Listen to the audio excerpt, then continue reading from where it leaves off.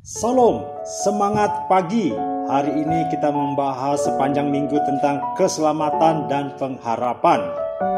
Kemarin kita telah belajar tentang hanya dekat Allah saja serta pengenalan akan Tuhan. Wow, luar biasa. Kalau kita mengerti bahwa hanya dekat Allah saja ada ketenangan, dan kita mengerti dan memahami akan pengenalan Tuhan dalam setiap aspek kehidupan kita, maka hari ini berbicara tentang karena percaya. Bapak Ibu, kalau kita sudah menyadari bahwa ketenangan hanya di dalam Tuhan, bahwa Allah turut bekerja dalam segala hal, maka kepercayaan kita akan kehadiran Allah itu begitu luar biasa.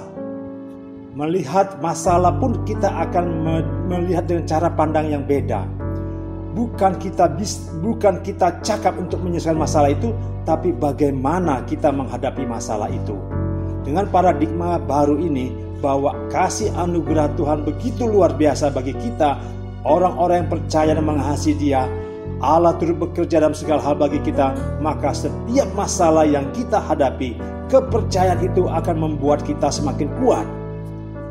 Daud sudah membuktikan, Ayub juga sudah membuktikan, Paulus membuktikan, dan juga Tuhan Yesus telah membuktikan bagaimana dia harus menghadapi pekerjaan Allah yang luar biasa buat manusia. Yesus pernah mengalami namanya ketakutan, kesedihan.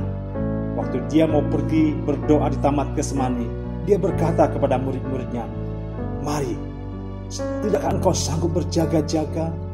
Dia berdoa kepada Tuhan, "Ya Bapa, jikalau masalah ini harus dilewati, biarlah itu menjadi kehendak-Mu ya Tuhan, bukan kehendak-Ku." Dan Yesus menunjukkan sebagai manusia yang 100% juga, dia waktu pikul salib itu, dia capek, dia lelah. Dan dia memberikan itu kepada Simon dari Kirene. Bapak, Ibu, Saudara-saudara terkasih, kalau iman kita melihat bahwa permasalahan yang kita hadapi itu ada Allah di dalam kehidupannya, bahwa kita ada dalam Dia dan Dia ada dalam diri kita, maka kepercayaan kita akan semakin kuat dan semakin bertumbuh. Karena setiap permasalahan itu akan membuat suatu ketekunan. Ketekunan itu akan membuatkan suatu buah yang matang, sehingga pada akhirnya kita menerima mahkota kehidupan. Bapak Ibu, jangan mendua hati. Kalau kita percaya akan Allah, maka jangan pernah engkau mendua hati. Kita baca di Yakobus 1 ayat 8 menuliskan, sebab orang yang mendua hati tidak akan tenang dalam hidupnya. Berarti dalam hidup ini kita harus 100% percaya akan Tuhan, 100% percaya akan pertolongan Tuhan, 100% akan kehadiran Tuhan dalam setiap masalah. Mazmur 62 ayat 9 demikian firman Tuhan, "Percayalah kepadanya setiap waktu. Hai umat, curahkanlah isi hatimu di hadapannya. Allah ialah tempat perlindungan kita."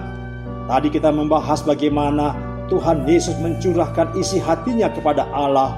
Demikian juga Rasul Paulus berkata, "Mati dan hidupku ada dalam Kristus. Aniaya, pencobaan, penjara tidak akan memisahkan kasihku kepada Kristus." Itulah yang harus kita curahkan isi hati kita kepada Allah saat Bapak Ibu menghadapi permasalahan, baik itu keluarga, baik perekonomian, baik kesehatan. Sampaikan itu kepada Allah.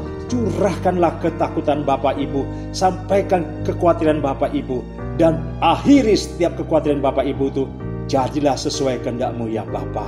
Sebagaimana Yesus berkata demikian, "Ya Tuhan, jadilah kehendak-Mu bagi keluargaku. Aku percaya Engkau akan sanggup memulihkan hubunganku dengan suamiku. Aku percaya Engkau sanggup memulihkan anak-anakku. Aku percaya Engkau sanggup untuk menyembuhkan penyakitku." Dalam setiap proses yang kita hadapi, masalah yang kita hadapi, tenang.